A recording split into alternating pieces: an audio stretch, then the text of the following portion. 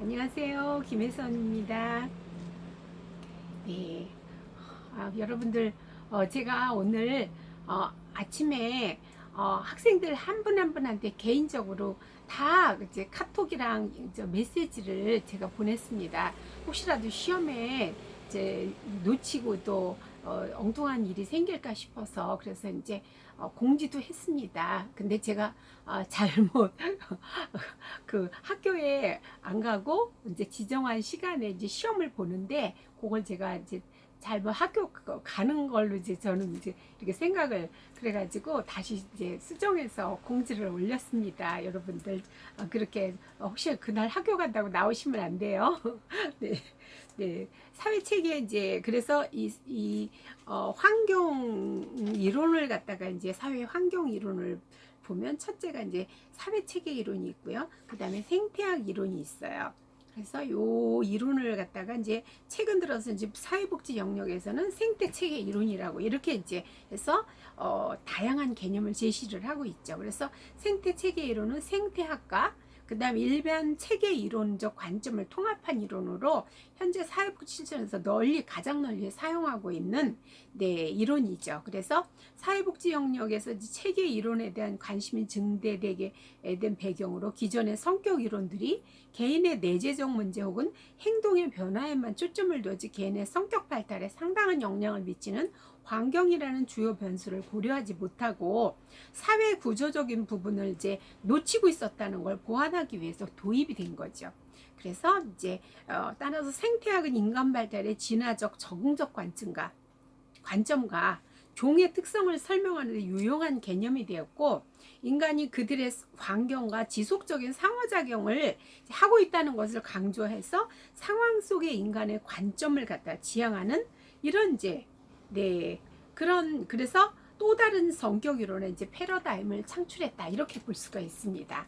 지금까지는 여러분들이 공부하신 게 굉장히 많이 배우셨죠. 인지 이론, 행동주의 이론, 그 다음에 또 그 앞에서 이제 프로이드로부터 해서 굉장히 다양한 거를 지금 배웠습니다. 피아제 이론에서 이제 이론을 배웠고요. 반드라의 사회 학습 이론을 배웠고요. 그 다음에 이제 메슬로우의 인간 중심 이론을 배우셨죠.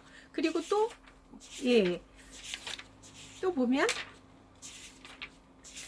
메슬로우의 로저스의 이제 인본주의 이론도 배우셨고요. 그 다음에 이제 행동주의 이론 배우셨잖아요. 그리고 또 앞으로 가면은 에릭슨과 그 다음에 또 에릭슨의 이론 배우고 그 다음에 융의 이론을 배우셨어요. 그리고 아들러의 이론을 배우셨고, 그 다음에 프로이드로부터 시작해서 쭉 이제 여러 그 학자들의 이론들을 배우셨어요. 그런데 이거는 사람의 내면, 그 다음에 어떤 욕구, 행동 이런 데 치중을 했는데 그 사람의 사람이 살고 있는 사람을 둘러싸고 있는 환경적인 부분은 이제 다루질 않았는데 이번 챕터에 그걸 다루기로 하겠습니다. 그래서 여기서 가장 이제 사회체계 이론과 생태학 이론이 가장 많이 이제 사용되고 있는 거죠.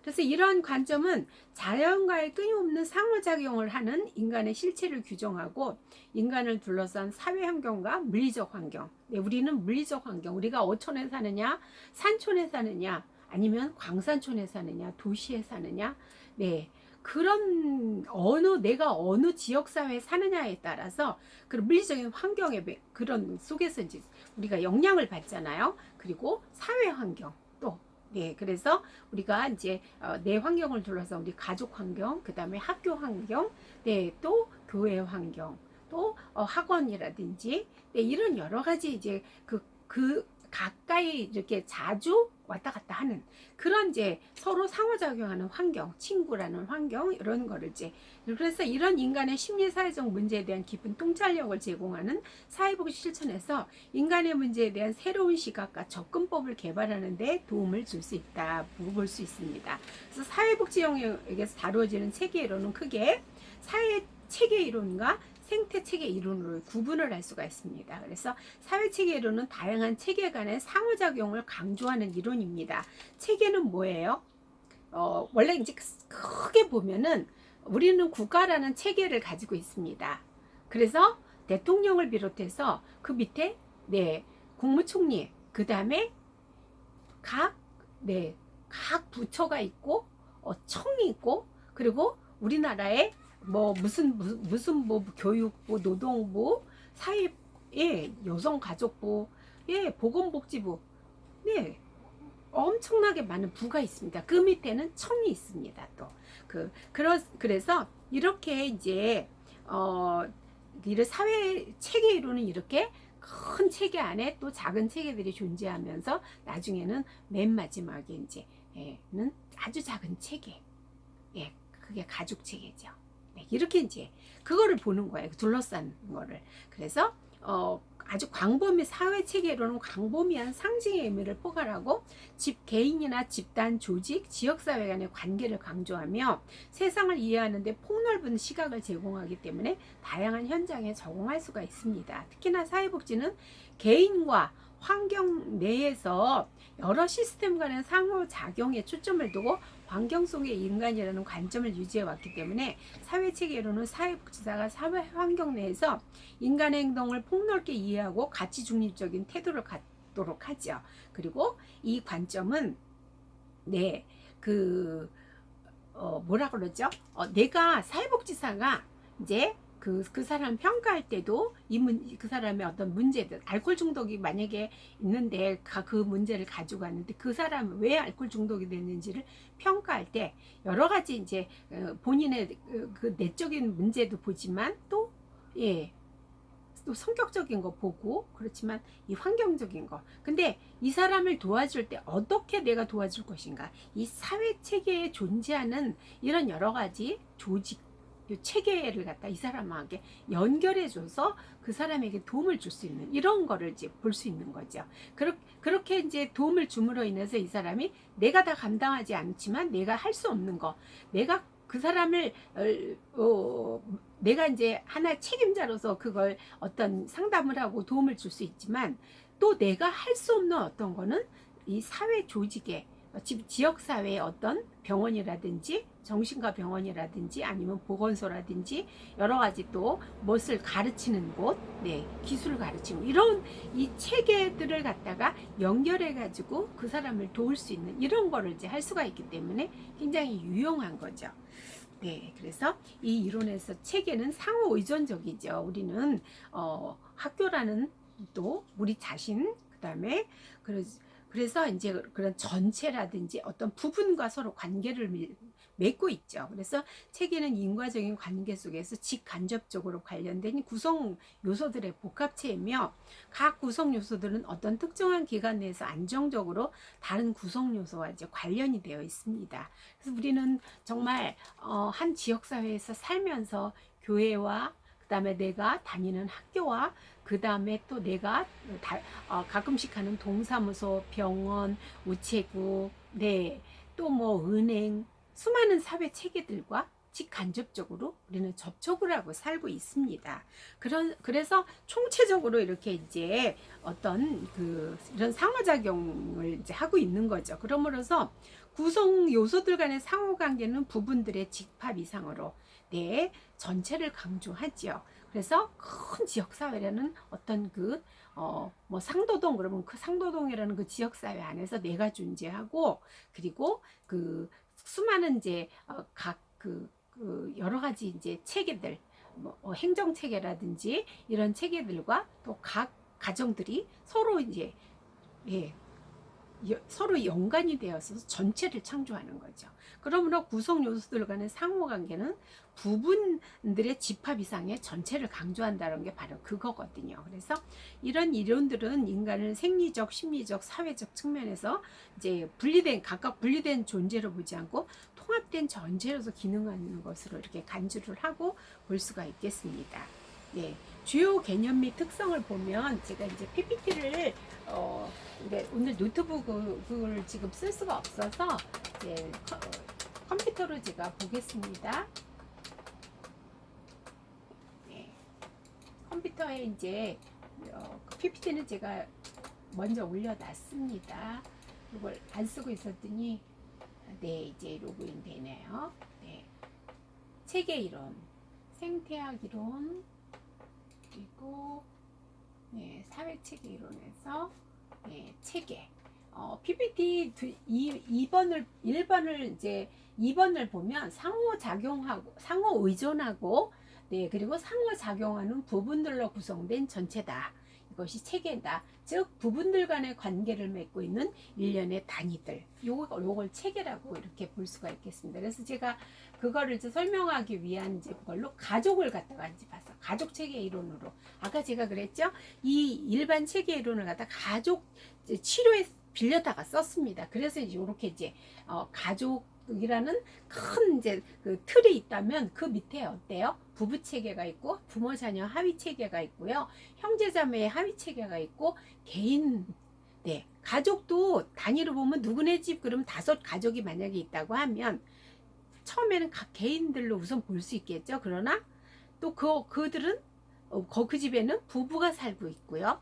네, 가장 상위 체계란 말이에요. 그 다음에 부모 자녀 체계가 있어요. 통제하는 부모 자녀 체계가 있고 또 형제 체계가 있죠. 네, 이렇게 그래서 형제 자매 이제 하위 체계가 있고요. 그리고 이제 마지막에 보면 각각 보면 그들은 개인들이에요. 그래서 개인 하위 체계. 그래서 이것이 다 합해져서 뭐예요? 가족 체계라고 볼 수가 있는 거죠. 네, 그렇게 이제 이해하시면 되게 빠르실 것 같아요. 그래서 이런 이제 생태학이나 이제 체계 이론은 파슨스는 이제 체계 이론, 생태학은 이제 브룬펜 브루너가 이제 이렇게 이론을 만들어냈습니다. 그래서 생태학 이론은 여러 가지 환경 체계와 인간과 환경 간의 네, 그런 상호작용 속에서 인간 발달의 이제 이해를 강조를 했습니다. 잠깐만요.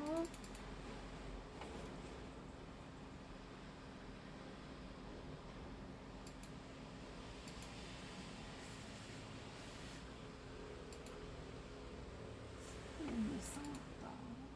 사회체계 이론이라고 했는데 왜 체계 이론이 안 나오고 지금 생태학 이론이 계속 나오고 있네.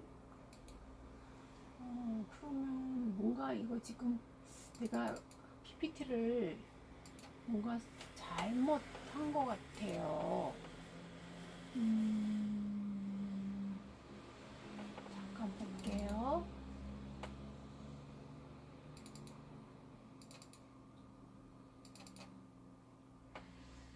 자, 체계 이론.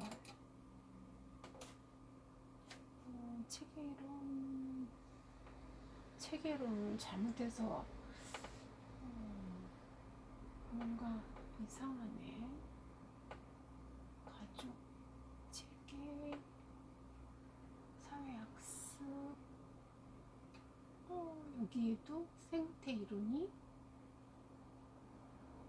체계 이론이 있네.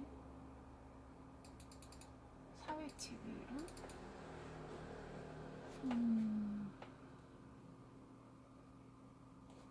네.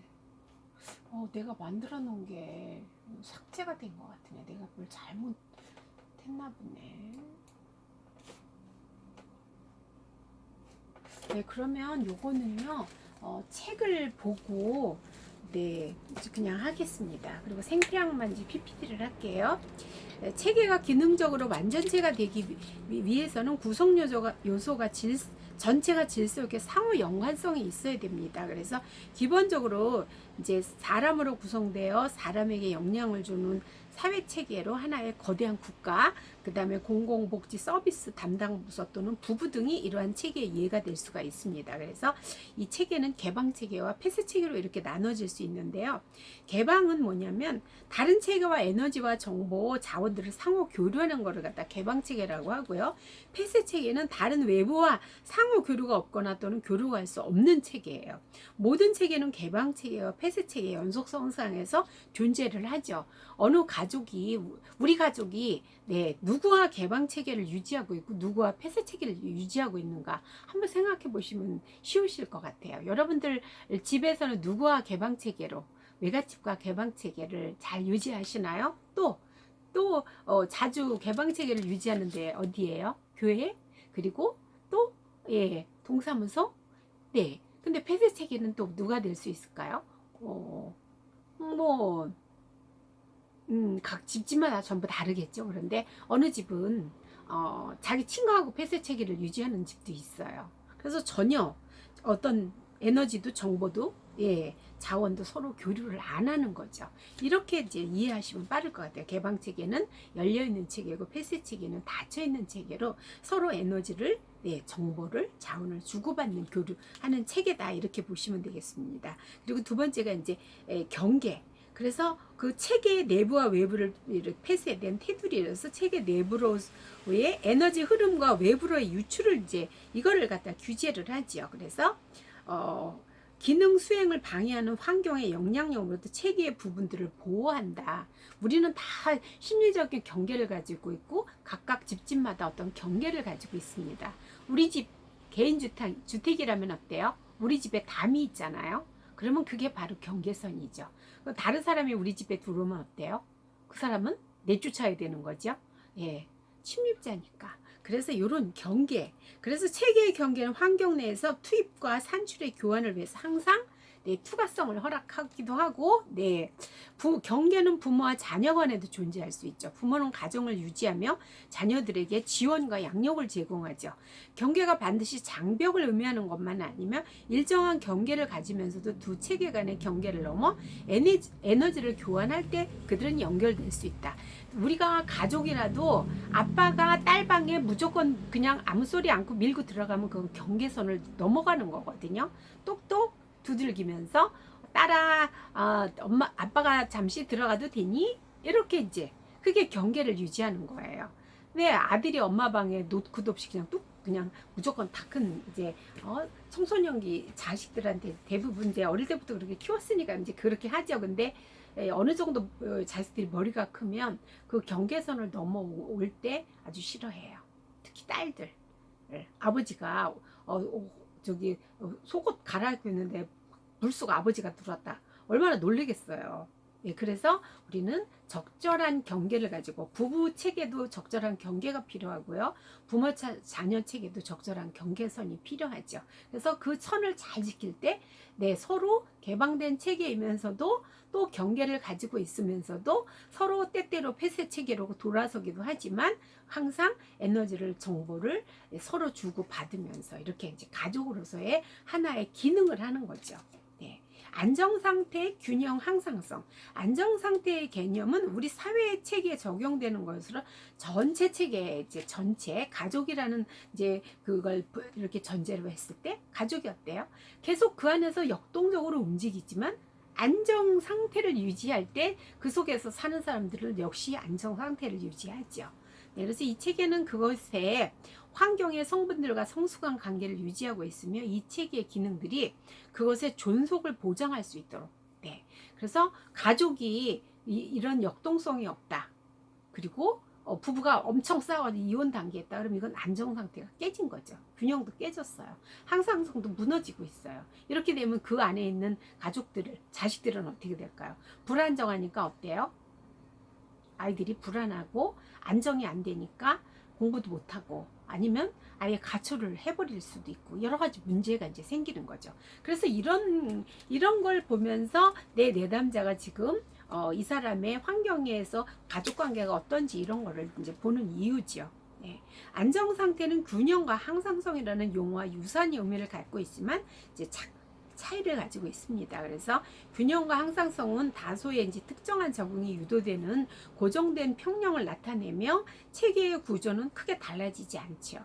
반면에 안정 상태는 고정된 어떤 평형을 포함시키지 않으므로 이 체계는 새로운 평형과 종전의 구조와 근본적으로 다른 새로운 구조를 찾을 수도 있다. 그래서 이제 그런 이제 균형은 최소의 실현과 방해를 요구하며 환경과의 최소의 상호교환을 추구하고 항상성은 최소의 실현과 방해를 요구하지만 환경과의 상호교환이 필요하다. 그래서 안정상태는 최소의 실현을 요구하지 않는다. 이렇게 균형과 항상성은 폐쇄적이고 정태적인 체계를 의미하며 안정상태는 개방적이고 변하는 체계를 의미한다. 균형과 항상성은 폐쇄적이다. 균형을 잃으려면 어떻게 해요? 외부에서 바람이 계속 이렇게 지붕이 흔들릴 만한 바람이 외부에서 만약에 계속 몰아치면 어떻겠어요? 그 균형이 나무가 흔들리죠. 흔들리는 건 뭐예요? 균형을 유지하기 위해서 흔들리는 거거든요. 그래서 이제 폐쇄적이다. 항상성도 마찬가지. 그런데 이런 정태적인 이렇게 그걸로 이제 체계를 의미하는데 안정 상태는 개방돼 있지만 네. 계속 그 안에 어떤 변화 체계를 의미한다. 이렇게 볼 수 있습니다. 그래서 여기 표 10-1에 보면은요. 긴장 구조 환경과의 교환 개방성 그리고 안정 상태의 균형 항상성. 네, 안정 상태는 최적화 필수. 그 다음에 광범위한 변화가 가능하고요. 최적화 필수 개방. 네. 균형 상태는 최소의 기능으로 무변화 그리고 최소 기능 폐쇄. 네, 최소한 이렇게 조금은 폐쇄돼 있고요. 그리고 조금은 이제 가장 작게 변화를 이제 이렇게 그리고 항상성은 최소한의 무변화예요. 항상성은 어때요? 계속 똑같은 상태를 유지하면서 가는 거죠. 그래서 가족은 어때요?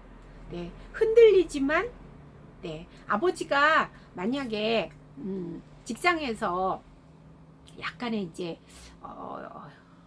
이런 요즘에 이제 좀 불안정하잖아. 이래서 이거 내가 여기 사직해야 되는 거 아닌가?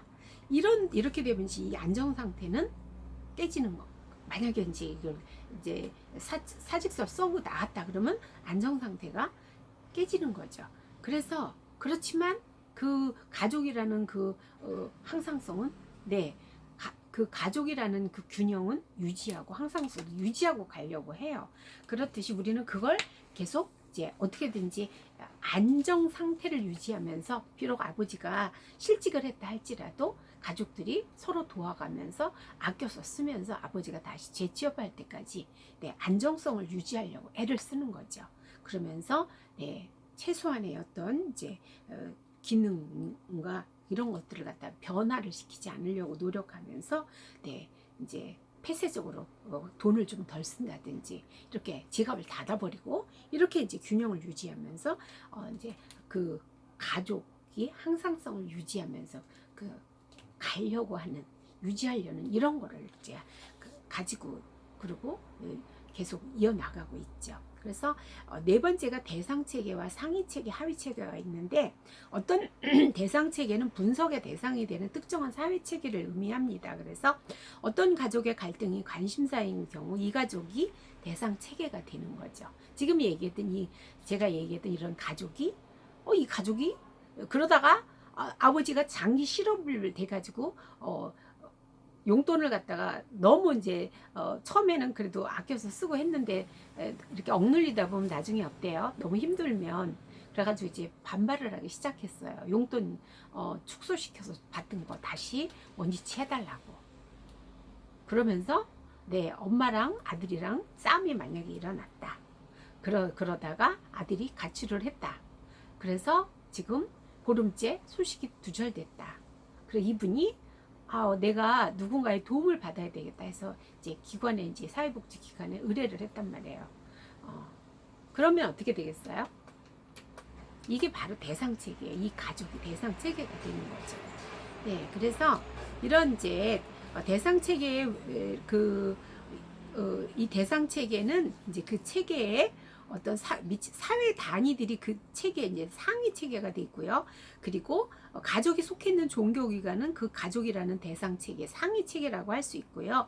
그 다음에 대상 체계 내부에 있으면서 내부에 다른 하위 단위들과 상호작용한 체계를 이루는 것을 하위 체계라 이렇게 얘기를 하는 거죠. 그래서 가족에서 종교기관은 상위 체계라고 볼 수 있고, 그 다음에 그 가족의 내부의 하위 체계는 그 가족에 종속돼 있는 속해 있는 이제 체계를 볼 수 있는 거죠. 그래서 아까 얘기했잖아요.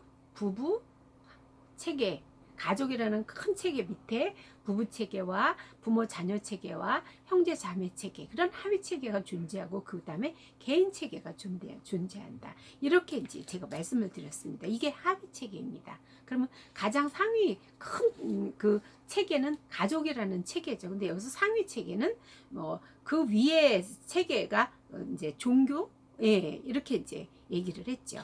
종교기관이 그 가족이라는 대상체계 상위체계다 이렇게 얘기를 했습니다. 그리고 5번째가 엔트로피와 네겐트로피 시너지 이거를 보겠습니다. 네, 엔트로피는 체계가 해체하는 방향으로 진행되는 걸 얘기를 해요.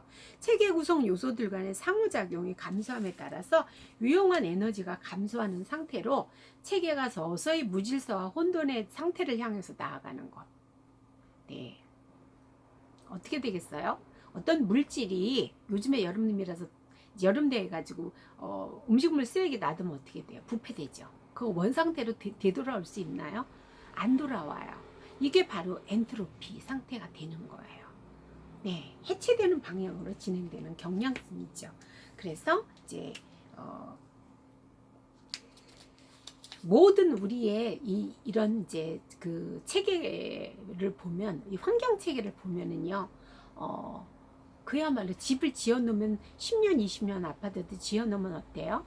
점점 외관이 처음 지었을 땐 엄청 멋있어 보였는데 점점 외관이 모양이 이제 그 지저분해지고 그 다음에 구식화된 것처럼 보이고 그리고 그 내부에도 어때요? 수도관 이런 데가 오래되면 이제 고장이 나서 다시 교체를 해야 되고 이렇게 그래서 이렇게 고장이 나고 이렇게 해체되는 방향으로 진행되는 경향을 갖다 엔트로피라고 얘기를 합니다. 네겐트로피는 반대로 성장하고 발달하는 방향으로 진행되는 과정이죠. 그래서 체계 내의 질서, 형태, 분화가 있는 상태를 말해요. 외부 체계로부터 에너지를 유입함으로써 내부의 체계 내부에 유용하지 않는 에너지가 감소하고요. 그리고 가정 불화인 상태의 부부에게 사회복지사가 개입하여서 긴장 관계가 감소하는 것. 이거 바로 네겐트로피라고 볼 수 있습니다. 네, 그리고 시너지는 체계 내부나 외부와의 상호작용이 증가함으로써 체계 내의 에너지 양이 증가하는 거예요. 그래서 시너지 효과가 나왔다. 이렇게 우리는 이제 보통 쉽게 얘기를 하죠. 네, 누군가가 개입을 함으로써 또 어떤 자원이 내 회사에 내는 투입이 됨으로 인해서 그 회사가 활성화되게 막 돌아가면서 제품을 생산하고 또 판매가 막 이렇게 잘 되고 이러면 이제 그때서부터 투자한 에너지에 대한 그런 어떤 투자 들어간 거에 대한 게 이제 시너지 효과가 나가지고 100이 더 들어갔다면 시너지 효과는 300, 500도 날 수 있는 거죠. 이게 바로 네겐트로피라고 볼 수 있겠습니다. 네. 그래서 체계 내에 유용한 에너지 증가에 의해서 구성원 간의 상호작용을 촉진함으로써 체계 내에 나타나는 긍정적인 변화. 그래서 사회복지사의 개입으로 가족 전체의 분위기가 긍정적으로 바뀌고 예전에 안 하던 가족 모임이나 행사에 적극적인 참여가 이루어지고 이루어지면서 자녀들이 더욱 성숙해지는 거. 이게 이제 시너지죠. 그래서 시너지는 체계의 부분들 간의 상호작용이 촉진돼서 체계를 유지하고 발전시킬 수 있는 유용한 에너지가 증가하는 것을 얘기를 합니다. 이것은 개방 체계에서 주로 나타나는 것으로 체계가 환경에 개방적이고 체계의 부분들 간의 증가하는 상호작용에 의해서 나오게 되는 거죠. 엔트로피나 네겐트로피나 시너지는 사회 체계의 특성을 설명하는데 유용한 개념이 될 수가 있습니다. 네, 그래서 이제 6번에는 뭐냐면 투입 전환 산출이라는 게 나왔어요. 투입 전환 산출의 내용은 이제 말 그대로 외부에서 어떤 에너지가 투입이 됐어요. 아니면 회사 같은 데 재화가 대출을 은행에서 5천만 원을 대출을 해서 그 대출을 한 걸 가지고 물건을 만드는데 오늘까지는 공장에서 물건을 만드는 요즘에 마스크를 이제 많이 생산해야 되니까 공장 시설이 부족해요. 그래서 그 5천만 원을 투자를 해가지고 공장의 시설을 마스크를 생산할 수 있는 그걸 시설을 늘렸단 말이죠. 그러면 어때요? 매일 생산하는 그 마스크가 만약에 하루에 5천 개가 이렇게 만들어졌다면 그걸 이렇게 시설 투자를 함으로써 10,000개가 만약에 이제 생산된다. 그러면 그걸 팔므로 인해서 어떻게 되겠어요? 네, 요즘에 마스크 잘 팔리잖아요. 그러면 거기에 그걸 이제 생산해낸 대로 다 팔리니까 결국은 그 회사는 부분들마다 각 부서마다 싱싱싱 들어오는 그 재화들이 이제 돌아가면서 회사가 잘 돌아가겠죠. 가족도 마찬가지죠. 그래서 투입되는 거 재화일 수도 있고 누군가의 도움일 수도 있죠. 전환, 그걸 통해서 전환이 돼요. 그리고 나서 새로운 무언가가 산출이 돼요. 나타나요. 그게 이제 그 투입 전환 산출이죠. 그래서 투입은 과업 관련 투입과 유지 관련 투입이라는 두 가지 형태로 나뉘는데, 과업 관련 투입은 그 사회 체계가 관심을 갖는 지각된 욕구와 문제 혹은 기회로 인해서 발생을 하고요. 유지 관련 투입은 지각된 욕구를 충족시키거나 문제를 다루거나 기회를 모색하거나 이용하는 데 필요한 자원들이죠. 그래서 클라이언트의 문제는 과업 관련 투입이고, 사회복지사가 돕는 데 필요한 기타 자원들은 유지 관련 투입이 된다. 이렇게 이제 볼 수 있겠습니다. 그래서 전환은 구조와 상호작용으로 구성된다. 그래서 아까 얘기했어요. 체계의 투입이 산출되는 과정에서 나타나는 일종의 순서로서 어떤 이제 공식적인 행정적 준비, 가치, 시간, 예산, 계획안, 공간, 다른 체계들 간의 유대, 이것들이. 그래서 이제 이것이 이렇게 됨으로 인해서 이제 산출은 관련 투입이 유지 관련 투입을 가동 전환 과정을 통해서 이제 나오는 거죠. 그래서 어떤 과업이 이제 회사에서 뭐 마스크를 10,000개를 5,000개 어제까지 팔다가 오늘부터 10,000개를 판다. 그럼 이거는 산출이죠. 그리고 공장을 갖다가 늘린 거는 늘려서 이제 마스크를 갖다 좀 더 많이 생산하는 거고 전환된 거잖아요. 이렇게 보시면 이제 쉽게 이해를 하실 것 같아요. 그래서 클라이언트가 사회복지기관과 접촉함으로써 습득한 대인관계에 대한 지식, 기술, 이런 게 이제 원조를 이제 요청한 클라이언트의 문제가 그렇게 이제 지식과 기술이죠. 그런데 소모는 과업 산출과 유지 산출을 한 자원의 비효과적, 비효율적인 혹은 부적절한 사용을 의미한다. 여기서 이제 소모가 나는데, 소모는 뭐예요? 우리는 어떤 에너지든지 최소한을 투자해서 최대의 효과성, 효율성을 원하잖아요. 근데 이제 그게 안 됐을 때 하나의 소모가 소모라고 이렇게 표현을 했습니다. 사회복지사의 탈진이 소모의 예이다. 그래서 산출은 다시 다른 체계의 투입으로 환경으로 내보내진다. 이렇게 재화가 이렇게 이제 마스크를 이제 하루에 10,000개씩 오늘부터 팔아가지고 그것을 통해서 들어오는 수입으로 인해서 많은 이제 이익이 산출됐으니까 그건 어떻게 되겠어요? 은행에 대출금도 이자도 갚고 거기서 또 남는 거 가지고 직원들한테 뭐를 해요? 직원들한테 수고했습니다. 그리고 또 보너스를 더 지급할 수도 있죠. 이거에게 산출이라고 볼 수 있겠습니다. 사회체계의 역동성이에요. 그래서 파슨스라는 학자는 모든 사회체계가 두 가지 축을 중심으로 구조적으로 분화한다 이렇게 봤습니다. 그래서 수직적 체계와 외적 내적 차원을 나타내며 수평적 축,